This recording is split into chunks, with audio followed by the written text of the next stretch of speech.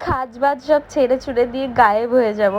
এই কথাটা শুনতে শুনতে আমার কান ঝালাপালা হয়ে গেছে, আমি সত্যিই আর নিতে পারছি না। হেই হ্যালো এভরিওয়ান, কেমন আছো তোমরা সবাই? আশা করি সবাই খুব ভালো আছো, সুস্থ আছো। আমিও ভীষণ ভালো আছি।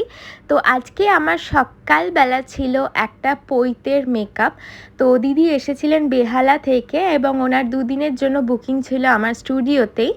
আর ওনার রিকোয়ারমেন্ট অনুযায়ী আমি সাজাচ্ছিলাম, বাট যে কথাটা আমি না বললেই নয় সেটা হচ্ছে যে আমার অ্যাসিস্ট্যান্টরা, এমনকি আজকে সুস্মিতা এসেছিলো আমাকে অ্যাসিস্ট করতে, ও আমাকে বারবার বলছিল, যার জন্য আমার কান ঝালাপালা হয়ে গেছে, যে ম্যাম আপনি যে এত কাজ করছেন, এই কাজের ফটোজ ভিডিওসগুলো আপনি কেন আপলোড করছেন না?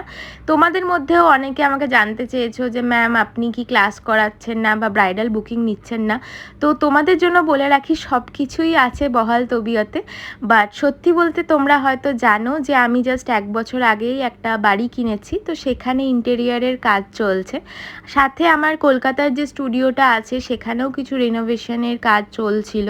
সব মিলিয়ে আমি সত্যি একদমই সময় পাচ্ছিলাম না যে ফটোস ভিডিওসগুলো এডিট করে আপলোড করব। বাট হ্যাঁ, আস্তে আস্তে আমি ডেফিনেটলি সব কিছু দেবো।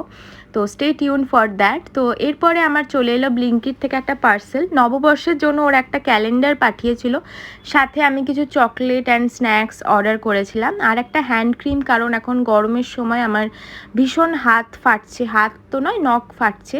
অ্যান্ড তার সাথে করলা, বিকজ আমি তেতো খেতে আমি জানি না কেন আমার ভীষণ ভালো লাগে, করলা, নিম পাতা, এই সমস্ত কিছু। তারপর রেডি হওয়ার কিছু ছিল না, সেইভাবেই জাস্ট সানগ্লাস পরে বেরিয়ে গেলাম গরমের মধ্যে।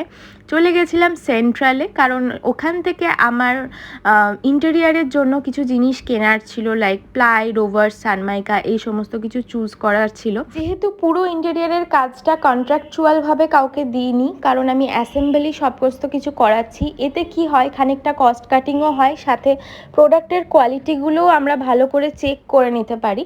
তো সেগুলোর জন্যই বারবার করে যেতে হচ্ছে অনেক জায়গাতে। এরপর চলে এলাম লাঞ্চের জন্য ভজহরি মান্না, সেখান থেকে লাঞ্চ করে বেরিয়ে গেছিলাম আমার বাড়ির উদ্দেশ্যে।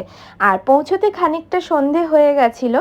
তো এখানে না সন্ধেবেলায় এত সুন্দর হাওয়া দেয় যে বলার নেই। আর এখানে দেখো ফিনিশিং এখনও শুরু হয়নি, এখনও কাঠের কিছু কাজ চলছে আমার যেটা ডাইনিং এরিয়া সেই জায়গাটাতে। তো ভীষণ এক্সাইটেড লাগছে, জানি না কবে শেষ হবে। And that's it for today's video. ভালো লাগলে অবশ্যই লাইক কমেন্ট করো। Thank you.